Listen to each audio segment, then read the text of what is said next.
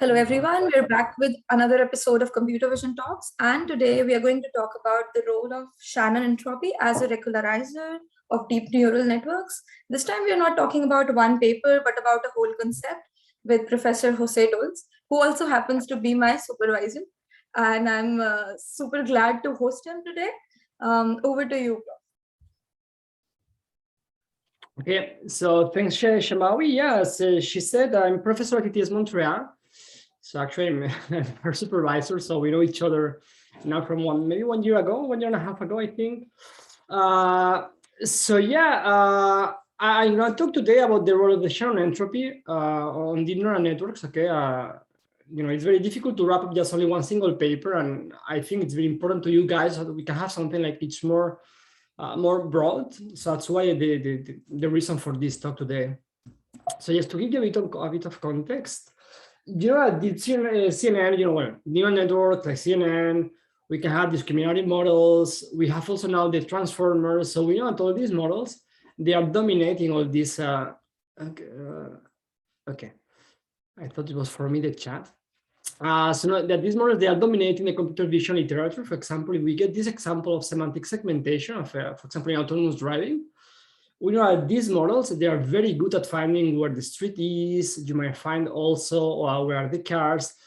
Can you see my mouse or my pointer? Yes, we can. Okay, good. So they are very good at that. We know that they're actually achieving a state of the art. When you think, for example, about the Tesla, or you think about the different brand trying to do autonomous driving, okay, actually these kind of models, they're achieving very, very good results. If you move to the medical field, for example, this is my domain actually, you know that these models, they're also bringing very good performance of very different tasks like brain segmentation, brain tissue segmentation, like tumor, very different problems or different applications. Okay, that's fine. And we know that many of these problems comes either from some network design. Let's say, for example, you get a simple unit, a very simple segmentation network. You can change or you can include some residual connections. You can use some dense connectivity. You can actually use also some attention mechanism. You might make some change in the architecture itself, which is going to ideally bring some improvement. Or you can also change the loss function. So instead of, let's think about classification tasks. You can change the standard cross entropy by label smoothing. You can include the focal loss, or if you think about segmentation tasks, you can change the standard cross entropy by, for example, including the dice loss. So you have these two different changes, okay, that they can promote or they can improve the classification performance or discriminative performance of these models. And my goal today, or what I want to show you guys today, is that how we can include the Shannon entropy, okay, as a regularizer to still improve the performance of these networks, okay? So first, we'll start with the definition of the entropy. So what is the entropy, what is used for, how it can be used, for example, in semi-supervised learning, so you can have an intuition of that. So let's say we talk about a simple task, okay, about the semi-supervised learning. So in this setting, we have few samples. So let's look at these samples in color. So you get the blue one and you get the red ones. Those are the label samples. That means that we know, let's say one sample could be an image. So we have the vector of the image, but we know also the corresponding label, whether this could be for the class 1 and the blue circle could belong to the class 2. And then we have like a large data set of unlabeled samples, okay, the one in gray. That means that we only know the images. We don't know the labels, okay, but we want to still make the segment or make the prediction of these samples. So typically what we do in these cases, let's say we minimize the cross entropy over the label sample. So if we come back, we get the blue one and we get the two reds. For these two guys, we are going to compute the cross entropy because we know the labels. And for all the other guys, all the other samples in the training set, we are going to try to minimize the entropy. So then the entropy basically could be defined or could be formally defined as the softmax probability times log of the softmax probability. And with that, we are going to compute the entropy of those samples, and we are going to try and minimize the entropy for them. Okay, so that's the main principle, how we can leverage the entropy during the semi-supervised learning task. And let's see why this is good for this setting. So first, we can say that it makes the predictions confident, okay, but what does actually mean?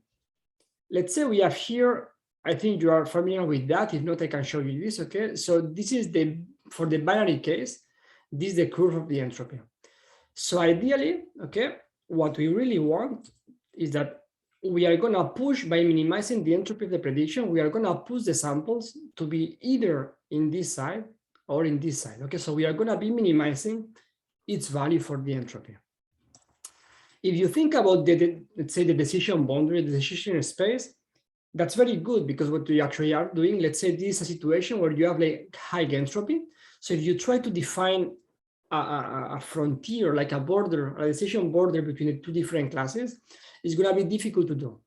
While if you try to increase the confidence, so you are going to decrease the entropy, okay, as you include also the minimization of the entropy term, you are going to push those values or those samples far away from a decision boundary. So you have like a large margin where you can draw a decision boundary between them. So it's going to make the prediction easier. Okay, so that's why typically it's good to include this minimization of the entropy in semi-supervised learning tasks.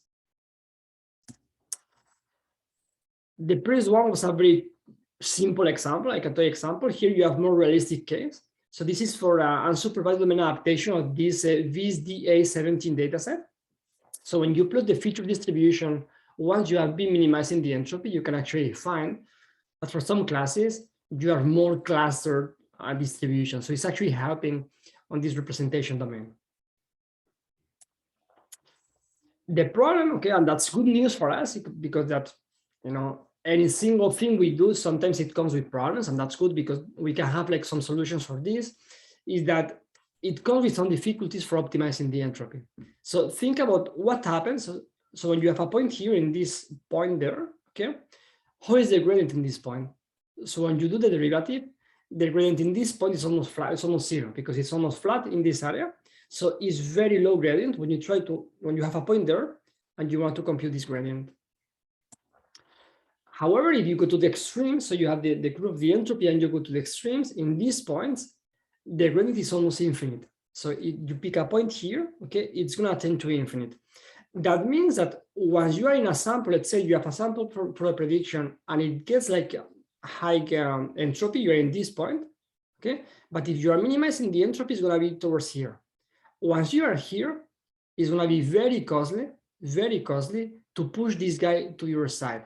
So let's say you are in the binary setting, you classify between 0 and 1, 0 and 1, 0 and 1, okay? And the problem is that once you are here, if you want to change the class of this guy, you need a high gradient, okay? So those are some problems we can have here. So Shambawi, typically, do you answer the questions on live, or do you so we can go as you want, like we can have a discussion as well, like do you want the questions? For me, I think it's better. Okay, so I have Kunal asking, how is the entropy calculated for unlabeled data? Yeah, sure, I showed here before. So you are here, okay, typically what you have, let's say this, okay, is the supervised setting. So what you have is, you know the labels, you know the samples, and you know the corresponding label. So let's say you have an image of a cat, you give a prediction, okay, and you know that for that image or for that sample, the tag or the label should be 1. Okay, let's say you have dogs is 1, cats is 2, horses 3, etc. Okay, so in this case, you compute the cross entropy in that way. If you want to compute the entropy is basically the softmax times log of the softmax. So let's say you have like the softmax probability is something like 0.9. Okay, so you can compute the entropy as 0.9 times log 0.9. Does this answer your question? Kunal, you can unmute. Does that answer your question? Okay.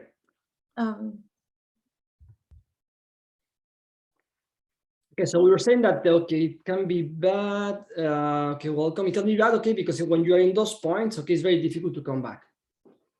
But there's more than that. Okay, so again, let's think about the softbox probability. So you give the prediction of a given sample to belong to a given class. Okay, this could be the minimum entropy, right? Because you try to maximize the confidence, and that, if you think about the feature space, can mean that you are pushing the different classes very far from each other. So that once you want to find the decision boundary, it's very easy. Okay, so in this case, you are satisfying the minimization of the entropy because you are pushing those guys to be far. But this also satisfies this condition. So again, when you come back to this, you can see that if you, let's say you have 10 samples, okay? If you put 5 samples here and 5 samples here, you're good because you minimize the entropy. If you put the 10 samples here, you are also minimizing the entropy. So you satisfy this learning objective, okay? But the problem is that this solution is very bad. So it's a trivial solution. So the message here is that, yeah, we can minimize the entropy. It helps to get more confident predictions, which can help also in the semi-supervised setting. The problem is that if you don't do anything else, you can have also a very bad solution, which is basically a trivial solution, all the points being classified as a one single class. How we can avoid this? What we can do to try to avoid the situation where all the samples are predicted as a single class. So there are different strategies, okay? One of the strategies that we typically use in the last 2-3 years is to use some priors. So we can use, for example, the marginal probabilities of the labels. So basically what we predict, okay? And we can enforce, for example, if you think about a classification task, we can enforce that they follow a class proportion. So if we know that, let's say 20% of the samples belong to the class cat, okay, or class dog, we can enforce that the prediction that we are going to give following from the training is going to give whatever you want to say. You can minimize the entropy, for example, such that 20% of the samples belong to the class 1 or belong to the class 2. And I will show you how we can impose that, but that's the main idea. If you think about the segmentation, okay, in the segmentation, you have all the pixels and you need to give the prediction for each of the pixels. You can say that minimize the entropy for this image so that 25% of the image belongs to the car or belongs to a cat. Okay, so you can play with those a priori information to try to avoid the trivial solution coming from the entropy. Okay, and at the end of the day, what you are doing, basically, you maximize the mutual information, okay, between the data points that come from the label marginal and the latent labels that come from the posterior. This, okay, we are gonna be focusing on this talk on this term, okay, on this part of the mutual information. So this, you can do it by imposing, for example, a KL distribution. So you have a KL divergence over the label marginal following something. So for those that, if you're not familiar with this, this divergence, okay, this metric is gonna tell you that whatever you have here, let's say you have a distribution of the probabilities, should follow a given distribution. Okay, we choose that to be the uniform. That could be also a Gaussian normal distribution. That can be any kind of distribution. Okay, but this term is telling me the distribution you get from the probabilities, okay, from the neural network, should follow or should match the distribution I'm giving you here.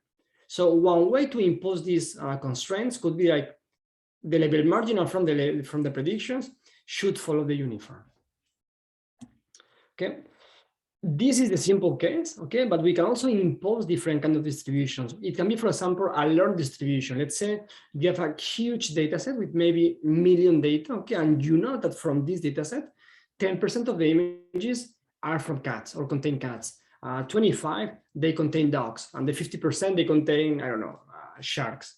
If you know that in advance, you assume that during the testing time, you are going to have a similar distribution. So you can impose that during the training. Also, this can be known. Let's think, for example, if you're working in a medical context, okay, let's say that you want to segment the heart. Okay, you have MRI images from the heart, and you know that from the population, okay, because that's knowledge in medical imaging, you know that the heart typically should be constrained between 2 different volumes. So for example, you cannot have a heart of, I don't know, 1 million square centimeters or cubic centimeters.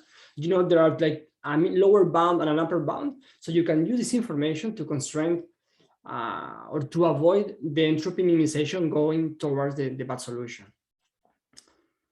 And then there's a question from Zara. How to impose that during the training? That's coming.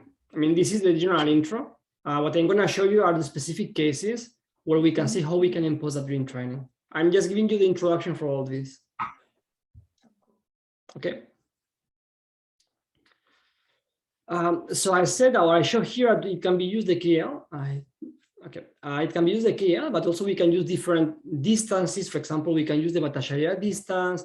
We can use any distance from the alpha divergence family. It can be equality or inequality constraints. So there are many options to try to impose this a priori information during training.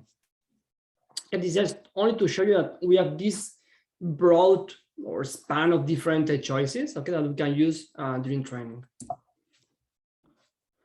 And this is just a high overview that if you think about all this maximizing the mutual information or different proxies or generalization are actually state of the art in many different applications with those different paradigms like semi-supervised learning, feature learning, unsupervised domain adaptation, representation learning. So this is actually working very good. Okay, and that's my take-home message from today. Okay, so I will show you later.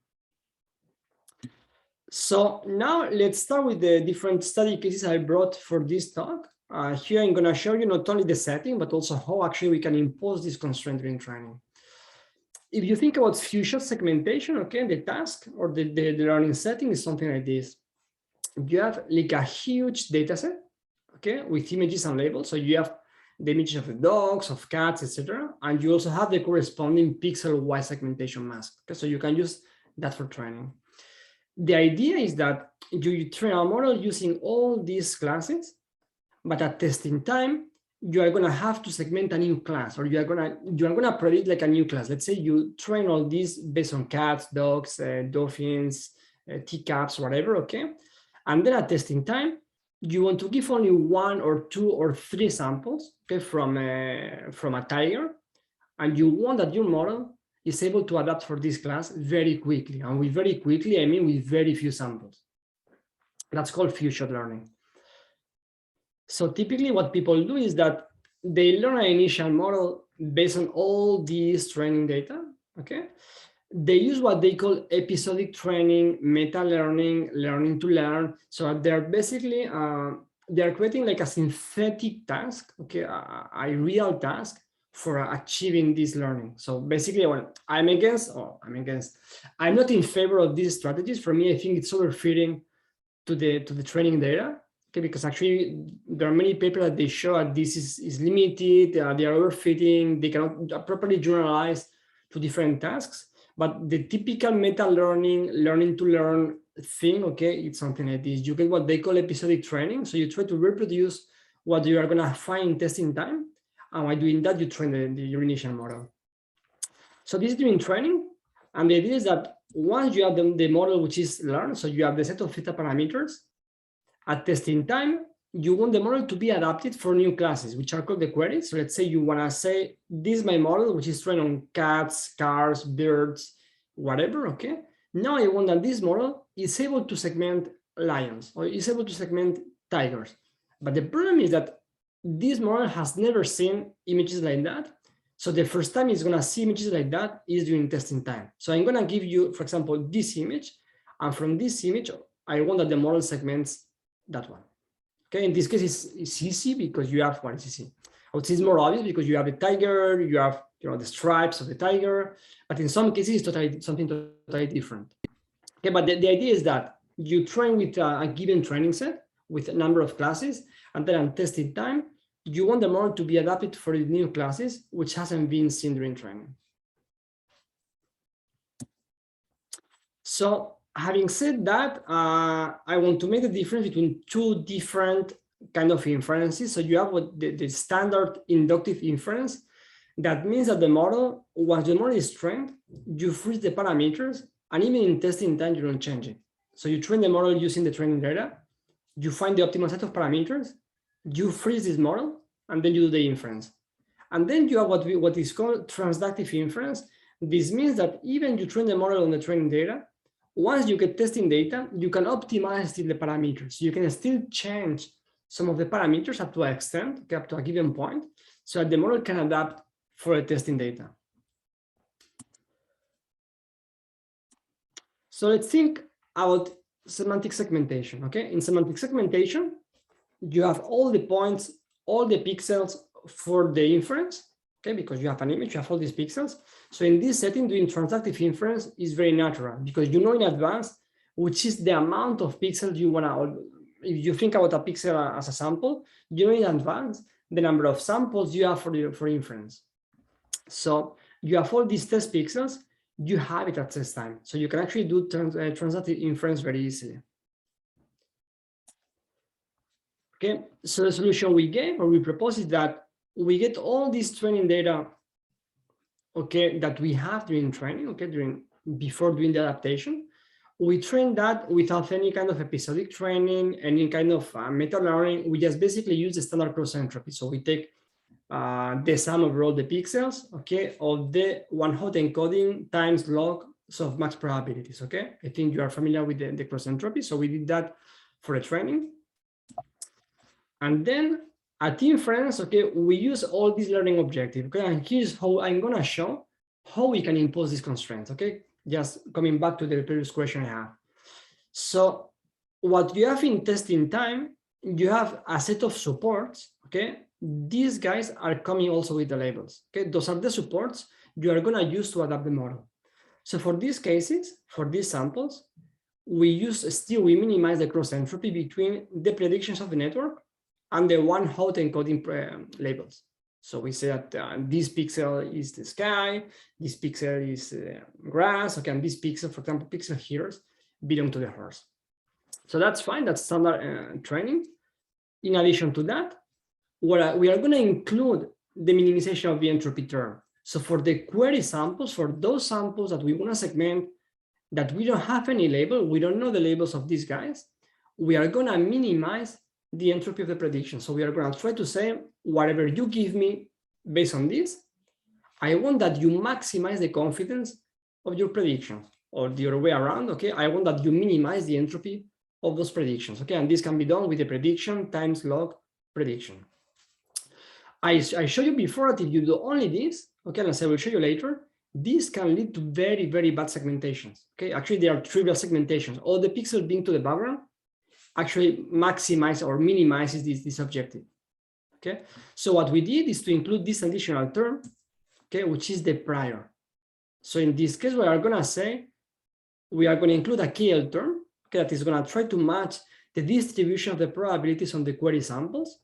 And we are gonna try that it matches a given prior, okay? And the given prior could be, for example, a proportion of the image. So if we know that this image could be, let's say, 50% of the image could belong to the tiger, okay? This KL term is gonna try to enforce that in the distribution of all the pixels, 50% of the pixels belong to this class. So by doing that, we are gonna try to avoid at some point, okay, we need to play with the parameters, hyperparameters, okay? But ideally, once you find a good balance, this guy is gonna, or the interplay between this guy and this guy, it's gonna solve this problem of the trivial solution. Okay, I don't know, Sarah, if this is more clear for you. Okay, coming back to your question.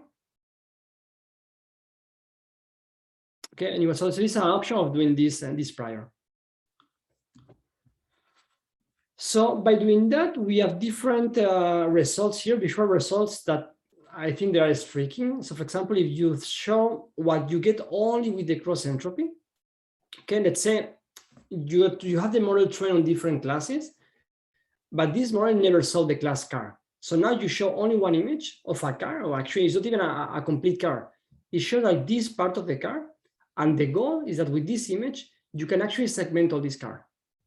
So with the cross entropy only, using only this term, okay, which is the cross entropy on these pixels, you can get something like this. Okay, it's not perfect. It's not a disaster either. So you get few points or few pixels that belong to the car, which are actually identified as the car, but this is not perfect. If you include only the minimization of the entropy, you get nothing. I mean, as I showed you before, you get all this background, okay? Why? Again, because this actually satisfies the minimization of the entropy, but in terms of the semantics, this is garbage, okay? This gives nothing. And then if you include the KL prior, so you enforce the distribution of the probabilities to be close to a given proportion, you can actually recover very good segmentation, okay, from this cross entropy term. So this visually shows that by including these two terms, first, this is giving you like crop results, okay, because of the trivial solution. But by including this scalar term, can actually recover the segmentation and can actually help to avoid these bad solutions here. Okay, here we have some results. Yes, I'm not very a friend of the results numbers for this kind of talks. Yes, just to show you that with doing that, we can actually achieve a state of the art. Okay, and we can improve by a large margin what was done before. Okay. So that was the first 2D case. Okay, I have 2 more for minimizing the entropy. Okay, the second one, think about the case when you have like mixed supervised learning. This means that, let's say, when you think about segmentation. Before we move to another case study, can we take this question? Yes. So here is imposed between outputs of max probability distribution and the proportion you give. So you have a proportion, okay, which is coming. Okay, we took like a mix between the initial distribution or the initial segmentation, the cross entropy, and this could be the proportion you have. And this is what you impose. So you have, let's say, you can have, let's say, you think about the uniform, for example. Okay, you have like 2 classes. It's like 50% of the classes or 50% of the pixels that belong to one class. So that's the distribution you are gonna put here. Mm-hmm. Yeah, hi, Prof. So what if we do it in an unsupervised manner without the cross entropy loss? Actually, this is a supervised manner because this is only on the query, and you don't know that. The only thing you know is that you, a priori, some proportion should be given to this prediction. So it's not supervised, this one. Yeah, the KL divergence part and the entropy part are unsupervised, but I'm asking without cross entropy loss, if you apply the same loss function to the same problem, without the ground truth information. So can we use it as an unsupervised loss? That's one question. Without the supervised setting. But the problem is that if you don't give that, that might give something, but the problem is that you don't give any insight. So the supervised loss here is giving you the insights of the support. It could be applied at first. That wouldn't be few shot because in few shot you need few few supervision. Okay, this is not the case if you remove this term. The thing is that these guys, if you think about the feature space or the decision space, even if you have very few samples which are labeled, that can give you a very good starting point or very good initiation or intuition of what's going to happen. If you remove this assumption or you remove any single point, I think you might still find some suitable solutions, but I think the set of solutions that can satisfy these 2 things could be very large. So you might be lucky and you might find a good set of parameters that are minimizing this, okay, and actually are satisfying these constraints, and the prediction is good, or you might find an additional set of parameters that they satisfy also these constraints or these values, but the prediction is very bad. So these guys actually helping you to find this set of solutions. Professor, can I ask a question? Yeah. Yeah. At the test time, so we require the ground truth, right? In the test time. For the support set, yes. But how are you finding basically cross entropy without basically that is a supervised loss, right? Yes. So how are you finding cross entropy without any ground truth for the test image? Because the setting is like that. You have the model, okay, and what you want is that if I give you this image, let's say that you train the network using cars, cats. Sorry, not cars. You have cats, dogs, and horses. Okay, right. So this network has only seen these classes. Now what you want to do is that if you give this image to the network containing a car, you want that it segments any kind of car. Okay. Okay, that's the setting of few-shot learning. So you give an image that contains the new class, and you know that based only on that image, you want to segment or to classify any different image that contains that class. So that's why how you can use the cross entropy only on this support. Of course, this is the query is the one you want to segment. So of course you don't know the label here. So for the support, we require class which is similar to the test. So basically, test can be one of the type of the support image only. But support here is a cow, right? It should have been some kind of a car, but not this car. Yeah, exactly. So for example, when you think about these ones, could be something like this. You think about you have here the lion, okay? Yeah. And based on this image, you want the network to classify any kind of lion. Right.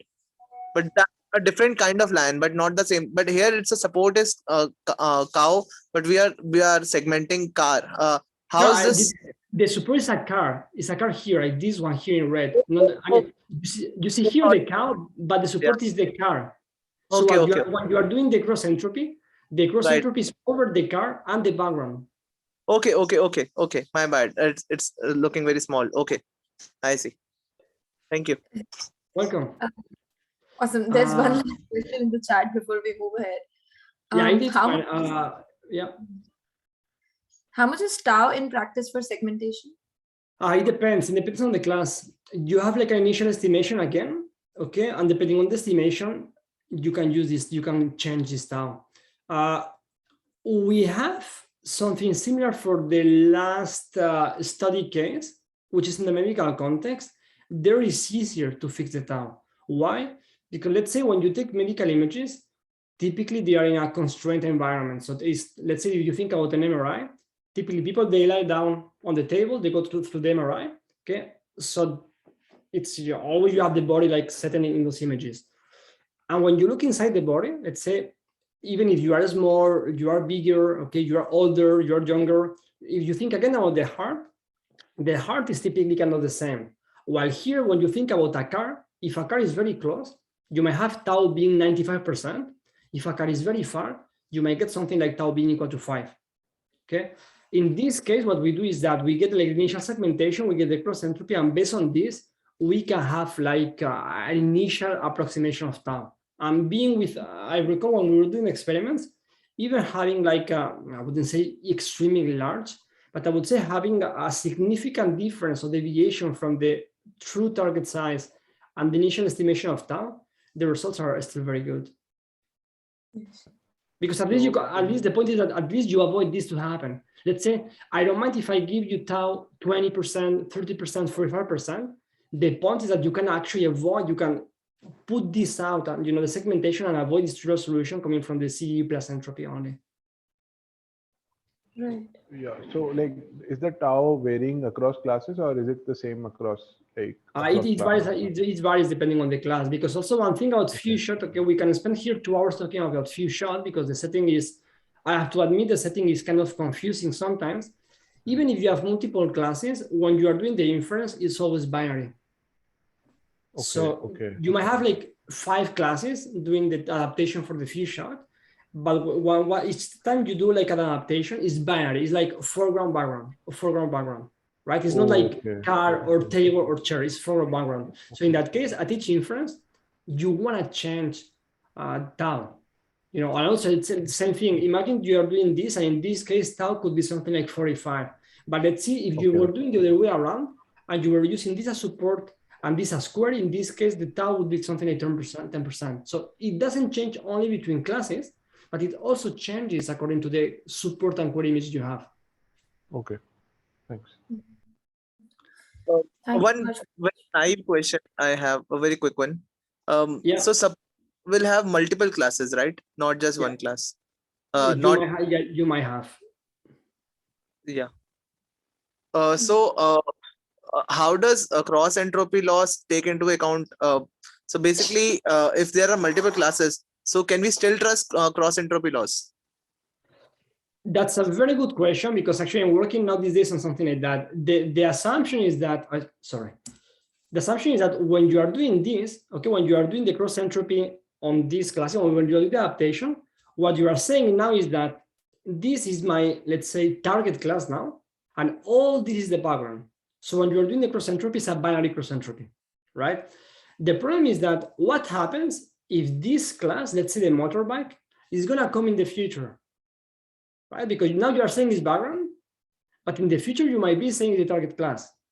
So the point is that the cross entropy that we use here, it's always binary so far. Even if you have 5 classes, you might have here many classes, but since what you want to do is you want to adapt for the new one, you don't care about the background, which is, I would say, is a strong assumption, okay? And it doesn't work, especially if you want to increment the knowledge of your neural network, because you want to keep also the knowledge from previous classes.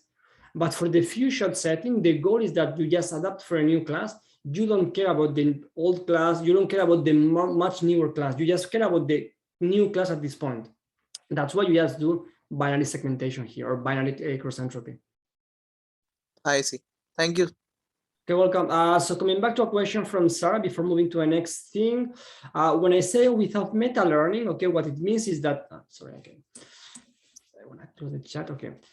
There are many works that they call, meta learning. They do this episodic training, learning to learn. So there are many interpretations here. Okay, what I'm saying or what I refer with, I talk meta learning is typically you have these mammal, these reptile models that they try to mimic what's going to happen in inference time. So, for example, when you come here, and you try to do the training, they try to replicate, okay, this episodic scenario during training. It can get very complex. It can get like we learn to learn what's going to be the next task or whatever. But that's what I mean typically with meta learning. Okay, this for me, it's, I don't want to say it's out of blah blah blah. Okay, it might work in some cases, but we found that it's an overhype. It's a hype on this meta learning thing. They are trying to create or to recreate like a non-real scenario, okay, during this episodic training. And actually what we found is that by doing this meta learning, the model actually overfits a lot. It's even if you have like some domain shift or you have like a more realistic testing inference, it doesn't work at all. So it basically works only for the setting it was shown during training. That's what we mean with the meta learning.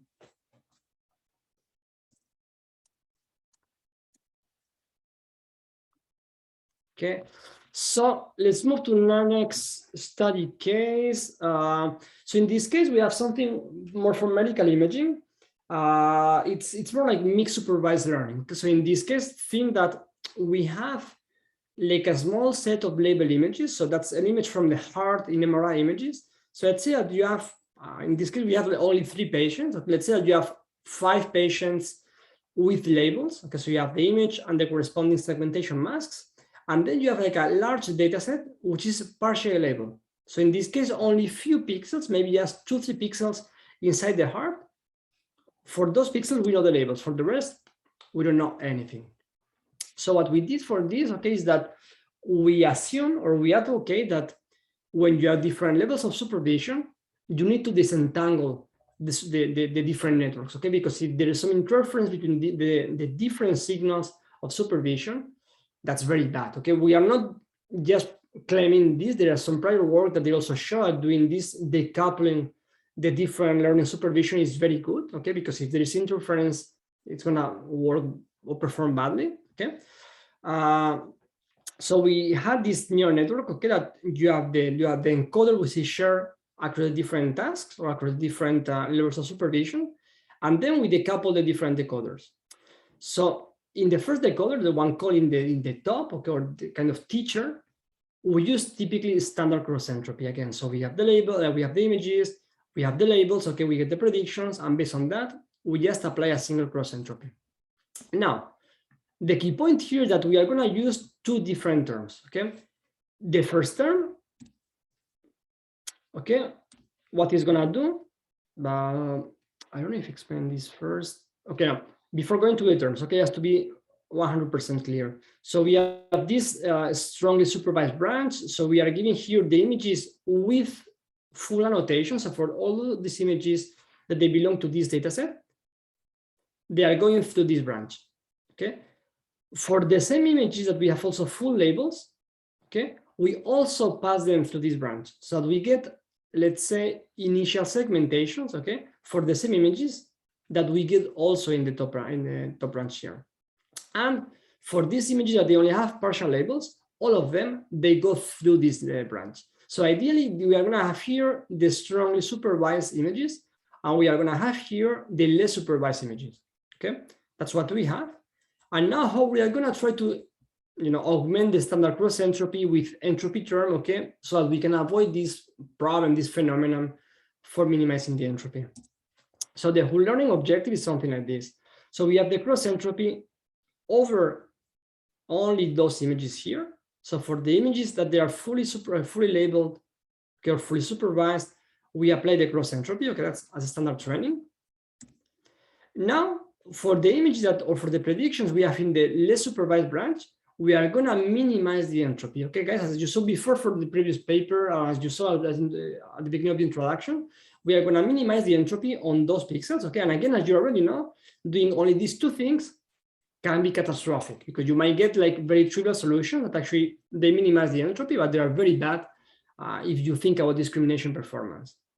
So what we did here is to include the scale term, okay, between these two branches. So the scale term or this consistency term is going to say, for the same image, whatever I get in the fully or the strongly supervised branch, I want that the less supervised branch is giving me the same, exactly the same results. So this is the cross entropy, again, fully supervised on those images.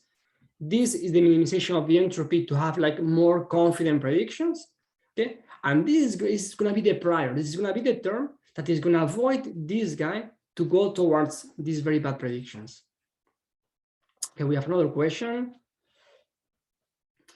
Is this for segmentation only or can be used for classification?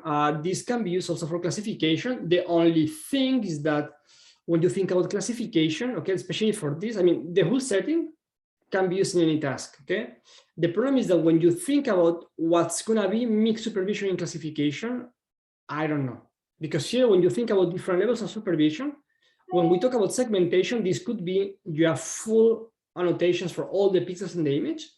And in this case, you might have only a few pixels in the image, or you might have even none. When you think about classification already the labels are image-based. So for each image, you already have one label. Maybe if you have something like, let's say, your strong supervised images for classification are like classes that you might have like dogs, cats, horses, sharks, etc. And this one is more like general category, like animals. Maybe in that setting could be something like this. If not, I think it's more suited for segmentation only because of that. You know, that this can be done also in classification. There is nothing that prevents you from going this to in classification. The only problem I see is in the let's say in the split or the definition of the problem. Okay, during train time, we pass signal through both the branches. Yes, exactly. So what we do in training time, okay, let's say we have, just to give you specific numbers, let's say we have 3 images from the blue dataset, okay, and 15 images from the green one, the yellow one, okay? So we pass 3 images here and we get 3 segmentation results here. We get 3 segmentation results here and we get 15 segmentation results here. Okay, so for these 3 images, we apply the cross entropy with the labels because we have them. Okay, for these 3 images that they were also in this one, okay, we just apply the KL between this, between the 3 segmentation labels here in the supervised branch and the 3, I would say, unsupervised images in the few or less supervised branch. Here we apply the KL term. And then the rest, okay, this 15 plus this 3, so that makes 18. On those 18 images, we apply the entropy term.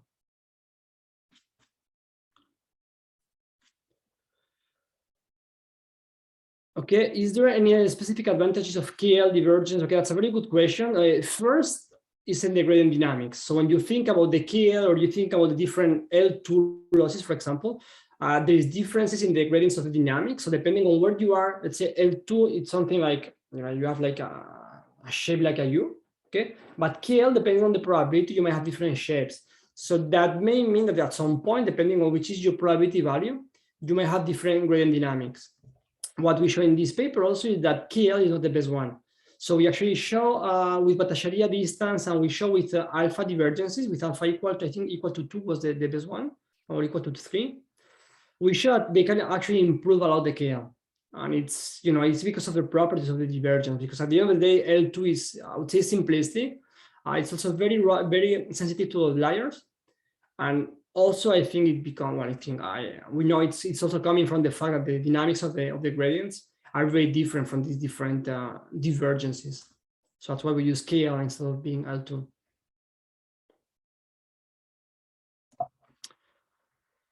Okay, so if there are no more questions so far, let's move on. Again, here there are some numbers. Okay, again, don't look I can share this with you. You want to look at the numbers. Just the only message is that by using only 10 images, the full image is like something, the full dataset is something like 100 images. By using only 10 images, we got almost the same segmentation performance as the upper bound. So which I think, especially for medical images, that takes a lot of time to do the segmentations. I think that's very good outcome from this work. Just to show you the effect of minimizing only the entropy. So you can see here, if you don't include this scale term, you get something which is especially for very few labeled data. Okay, as you increase the number of labeled data, this could be also kind of some sort of prior knowledge. But as you have very few labeled data, if you minimize only the entropy, is doing something bad. Very, very crap. Okay, but as you increment or you integrate the scale term, you can actually increase a lot the performance. So just to show only the effect of minimizing the entropy. Okay, now we move to the last study case. Okay, there are many more, but I don't want to take the 3 hours talking about different cases. So now we are in the setting of unsupervised source-free domain adaptation. So what does this mean? I don't know if you know unsupervised domain adaptation. Okay, in this setting, what you want is that you have a source domain with images and corresponding labels. And then you have a target domain for which you only have images. You don't have any kind of label. So you want that by doing this, okay, by having only this kind of setting or this kind of data, you want to adapt the model, train on this source domain to be working in the target domain. So typically, if you use this, can be done with RSL training like GANs, or can be using discriminative models, sorry, some discriminators, okay, for doing all that. But the idea of those papers is that you can actually use both of these things together. So you can use source plus labels, okay, and target data to this adaptation. And the problem again is that if you think about the medical domain, that's very difficult because let's say you are working with data coming from one hospital, and then you're gonna say, okay, you are gonna knock the door. So, okay, I need to use your data in a different hospital so that this model can work on their data. They're going to tell you no, okay, categorically no, because they cannot, I mean, it's very difficult to share data across different institutions. So that's something that is unrealistic. And that's why the importance of this kind of source-free domain adaptation. So in this case, what it means is that you have the source data with the label data, with the label data also. You can use those for training an initial model. And then once you pick this model, you can bring it out. And using only the target data, you can actually adapt it. So you don't use the source data anymore.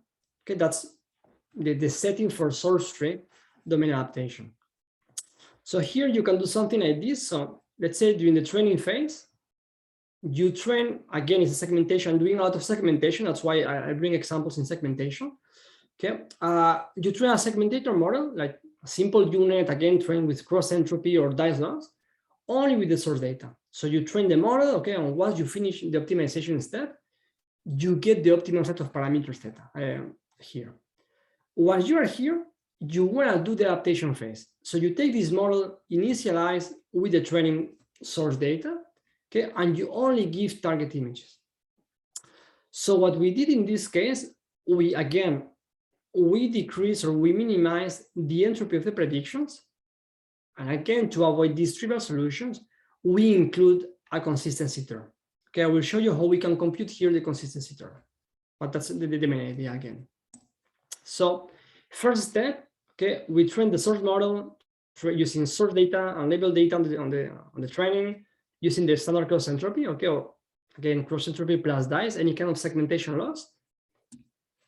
And then during the adaptation phase, what we do is we minimize the entropy of the prediction, okay, for the target pixels, and we include this size regularizer. Again, this we use a killer term. This could be a penalty function, like a L2 function, okay, by doing inequality constraints. For example, if we, instead of being like distribution of L2 penalty, L2 values.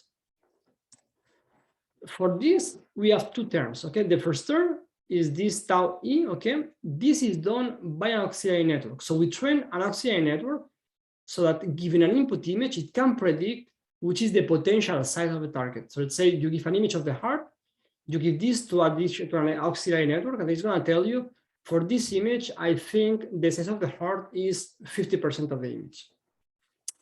So this is the prediction of the image, sorry, of the size of the image, and this is the prediction. So you take the prediction that you get from the segmentation, you sum overall the softmax, and by doing that, you get the proportion coming from the segmentation results. And then you can use these two terms so that actually you can adapt the distribution here so that it matches the value given by the classification network.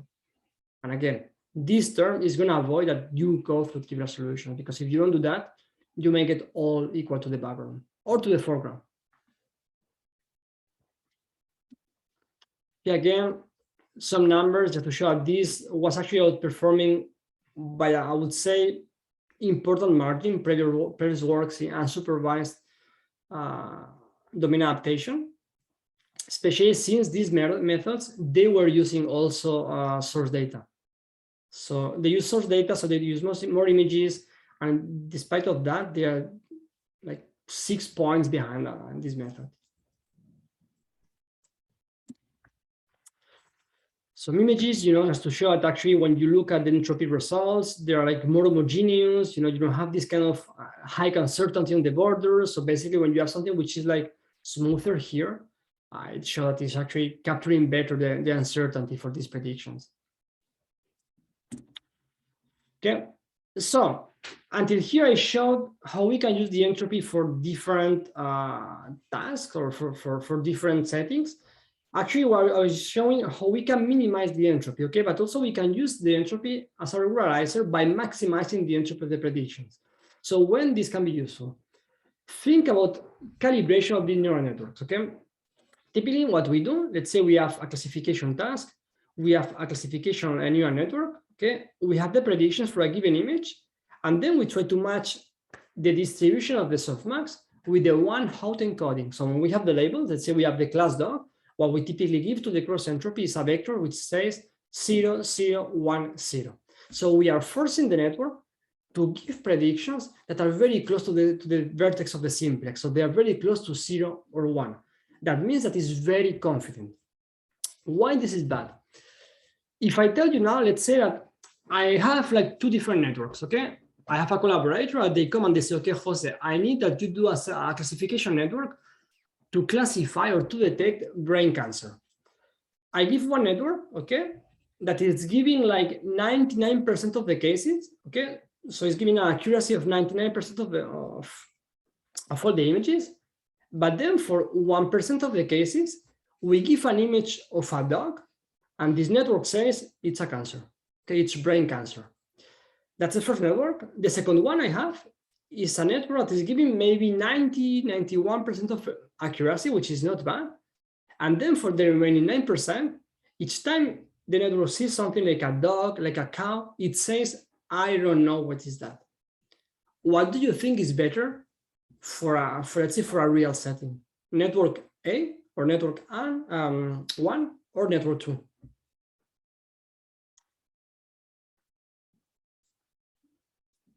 So yeah, in the slide they are saying network 2. Okay, exactly. So in this case, what is especially for this kind of, I would say, key applications where you have like security things behind, okay, it's much better to have something which is a little bit less performant, okay, but actually when it's wrong, it can say, I'm wrong, I don't know. So, and this is the problem of overconfidence. So they might have like recent networks like ResNet, DenseNet, okay, all these networks, they are achieving very good performance, but in terms of calibration, they are badly calibrated, which means that they are doing some mistakes, and even for those mistakes, they think they are right. And this is bad, okay, this is problematic. Exactly, so we can include not only the uncertainty estimates, but we can actually give better uncertainty estimates. That is the task of a calibration. So with that on mind, okay, I hope that now you understand why calibration is important. Okay, there is this paper, okay, that's from Hinton Group 5 years ago. What they did is something so simple as we still minimize these learning objectives. So we try to minimize the cross entropy between the predictions and the ground truth, but we try to maximize, okay, the entropy. That means that we are going to try to push all the entropies to be the uniform, okay, or to match the uniform. Why? Because in that case, again, you are very confident when you go either to 0 or 1, okay? But if you keep in between, in those cases, you are less confident. So these terms what they are doing is the first guy is trying to make let's say the discrimination performance very powerful. So it's trying to have something which is close to the real predictions, to the real labels, while the second turn is trying to say, okay, yeah, do the good predictions, but try to not be very confident or very overconfident. And when you translate that to the probability distributions, it's something like this. So you have still the good class, so it doesn't change at all because you still have the dog class being the argmax of the softmax, so it's being the predicted class. But the rest of the classes, they still have some mass in the predictions. Okay, and then you have this beta term, which is playing with the margin. So the larger you give to the beta value, the smaller the margin you give for the uniform or for the distribution. So with that, you can actually alleviate this problem of the calibration. And then there are some recent papers, okay, they showed if you think about label smoothing here, or you think about focal loss, they actually have some implicit terms that they are pushing the distribution of the predictions to be close to the uniform. Okay, so you have here the example of the label smoothing, you have here the example of the focal loss, and then we show in this work that they are all linked. Okay, we gave a constraint optimization perspective of these different losses, and we show that you actually can play with these terms, okay, to make something much better for calibration. Okay, just if you're interested on this topic, here are 3 very good references for having a grasp on this topic. Also, this paper, The Devil is in the Margin, would be discussed by June end or July first week. So feel free to join in if this interests you. Yeah. Thanks for the spoilers, Samawi. Okay, and then just to finish, okay, the problem with this paper, okay, if we go back to the first paper in calibration from Hinton Group, they were applying all this, or they were trying to maximize the entropy on all the samples, right? All the pixels or all the samples, okay, in the training set. The problem is that with that, it doesn't matter how you predict, you are pushing all these guys to be in this area. Okay, so if you maximize the entropy, you try that all the samples are here. This is not bad, but this is suboptimal. Okay, why? Because if you push all the samples to be here, they lose, or they eventually lose all the discriminative power or all the semantics. So yeah, they are going to build the prediction 0.5, but that's meaningless. So you should allow some sort of flexibility. So what we made in this work that actually we hope is going to pass to ECCV, it's now, we actually submitted yesterday the rebuttal, is that, okay, we can keep the same spirit, we can still maximize the entropy, but only on those pixels for which we are doing mistakes. If everything is fine, if you have a pixel that the prediction is good, we can let this guy to be confident, okay? But if there are some mistakes, we are gonna be like doubtful. Let's say that, think about we are in a class, we are 30 students, okay? So typically, you know that there are like always 4 or 5, they are super smart, they think a lot, you know? Maybe for those 4 or 5 students, you can give them out of confidence, so whatever they say typically is the right answer, okay, for those are fine. But for the rest of the people that typically, you know that, yeah, maybe sometimes they can give the good answers, sometimes they do some silly mistakes, you know, for those guys, you want to keep something which is less confident. So yeah, okay, you say this answer. If all the class goes with this, I will take this answer. If not, I don't know if it gives you a lot of confidence. So this is basically the idea of this work, so that we can still maximize the entropy of the predictions, but by doing that only on the mistakes, we can actually improve the calibration performance. And this is what we actually did, okay? And then you can see, for example, when you think about the distributions of the probabilities, if you do that for all the pixels, you still have like a high mass in the borders, in the extremes of 0 or 1. But if you try to impose that only on those pixels with mistakes, you can actually push something to it's not still a uniform, okay? But it's still something which is, I would say, especially in the middle, is going to have like something peakier. So actually it gives like better estimates of the uncertainty. Again, some visual results to show that if we compare to focal loss or different losses. So basically here, what you can show is that in these reliability plots, the closer you are to the diagonal, the better is the performance. So our method is typically those ones, the one in purple, the one in black or gray. And then here again, you can see that here, for example, you are closer again to the uniform. It's not a uniform anymore, okay? But at least you can see that you are doing something which makes sense in terms of sample calibration.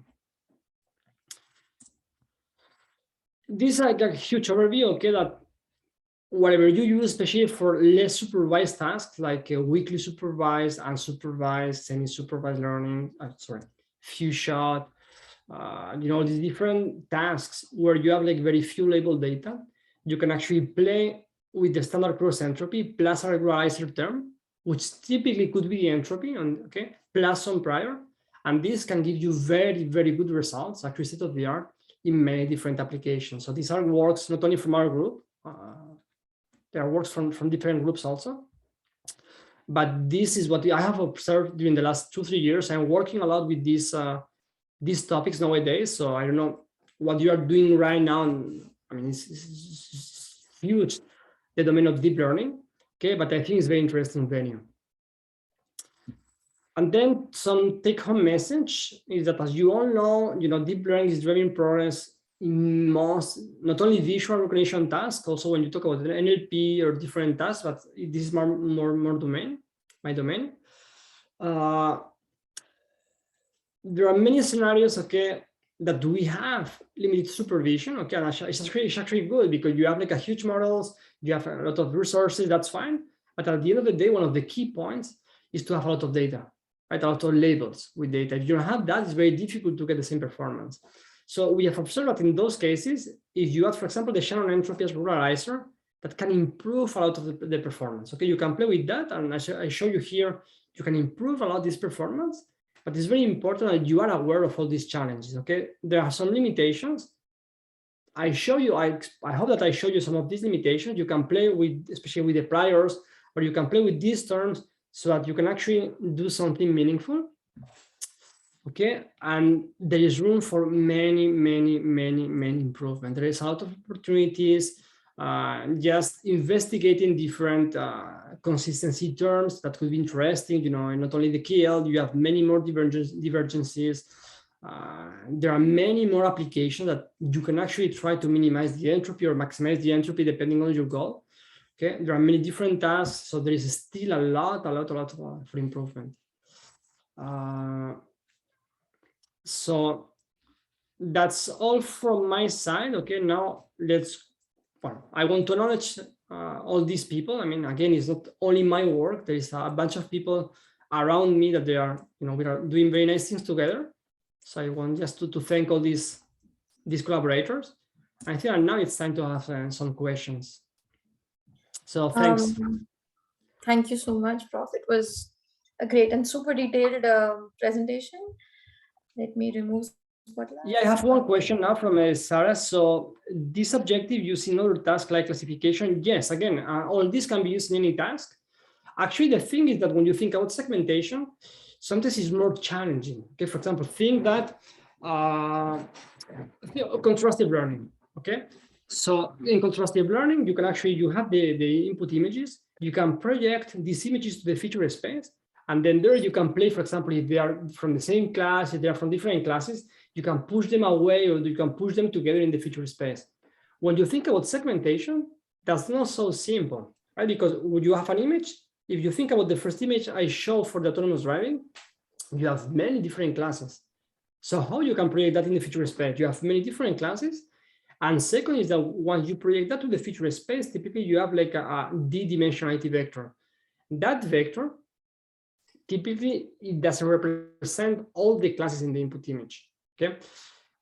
Just going back to your question, all these things also apply for classification. Actually, segmentation is one step further because there are some specific challenges we have in segmentation. Sometimes classification is easier in some terms. The only problem is that how you define this setting. Okay, but the terms, when you think about minimizing the entropy, when you think about the priors, all this actually is you can also apply that for classification. Okay, can you please unsupervised setting once again? I guess you said if I can please explain unsupervised setting again. Okay. Yeah, so in unsupervised setting, I don't know exactly what you mean because unsupervised means you have nothing. So you don't have any knowledge, okay, of the image. The third Yeah, case, the third case that you have discussed, where you are using a separate model. I didn't get the question, sorry. So recently in the test time adaptation setting, we have seen the papers like 10, which is Okay, yeah. So that's been with the setting Okay. unsupervised completely. You can use, Okay, this one. Sorry, I'm not sharing my screen. Wait, give me a sec.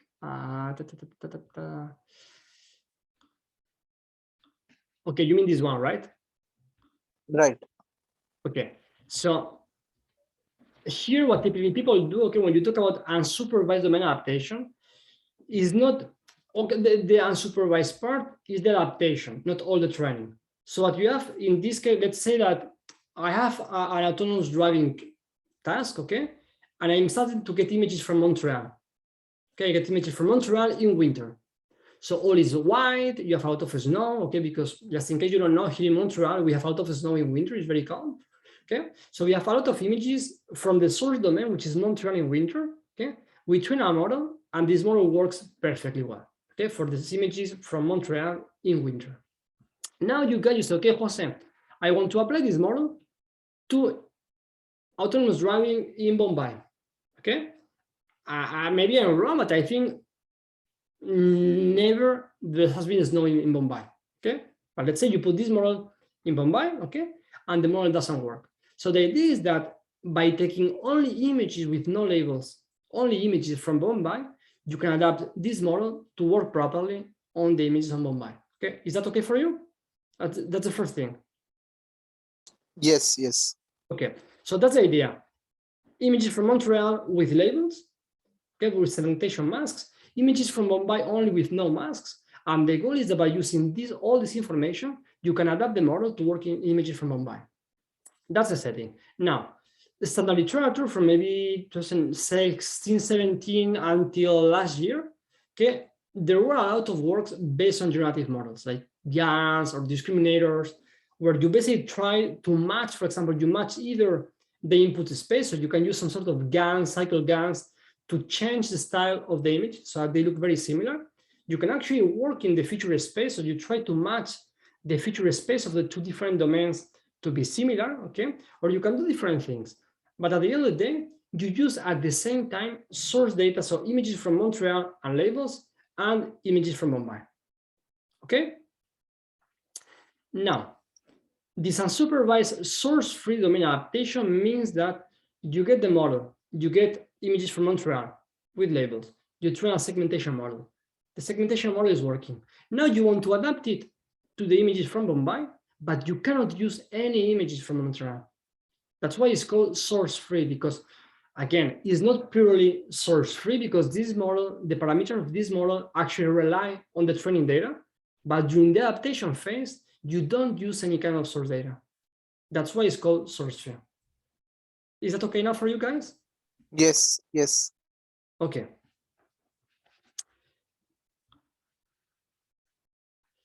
Okay, next question. Okay, the constraints are very interesting. Okay. Yeah, again, that's a very good question, Bardan. I didn't go into the details of that, but actually there are many people using, for example, CRF, you know, as not only as a post-processing step, but also as a loss function. So in CRF, basically what you assume is that if you have a neighboring pixel, a pixel very close to the, let's say you have like 5 pixels, you have one in the middle, the assumption is that if you give to this pixel a label, the pixel around it are very close. Let's say, for example, in the texture or even in the feature space, they are very close. The assignment for the label should be the same. If not, you penalize that. Actually, it's a very good question.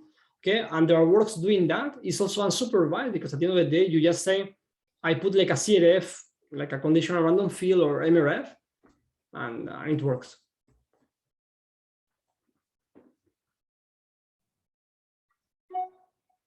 Awesome. Are there more questions? No, I think there are no more questions. Okay, there is. Can we relate your solution with active learning?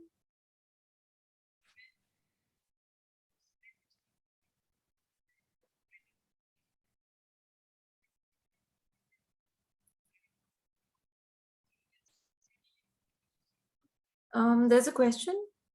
that asks if we can relate this solution with active learning. Okay, sorry. To be honest, that is all related. When you think about deep learnings, visual things, it's all related. You can relate this, for example, when you think about active learning. Indeed, one of the things used for the active learning typically is the entropy, right? Because let's say you have predictions, or in active learning, for all that you're not related with this. I'm not an expert in this in active learning. I don't have any paper in active learning, but I know a little bit how it works. So basically what you have is that you have a classification model, for example, a prediction model. And based on the prediction of the test or training data, you can actually pick which is the best example to be included in the training. So let's say you have 10 samples for training, you have 100 samples that they are not labeled. You can say, okay, based on this model and based on the predictions of the 100 samples, I can pick which is the best one. I can just include to the training. And actually, one of the first papers or preliminary papers on this, they used two metrics. One is the entropy, okay, the predictions, and the second one is the diversity of the features. So you have like a 2D matrix. One thing is, it's like a covariance matrix. One value or one input is like the entropy, the predictions. The second one is the diversity of the sample. And based on that, you can actually pick the ones that are best for that. So it's all related. So yeah. Okay, no more questions, and we have taken a lot of your time. Thank you so much. Okay, there is more question. No. Yeah.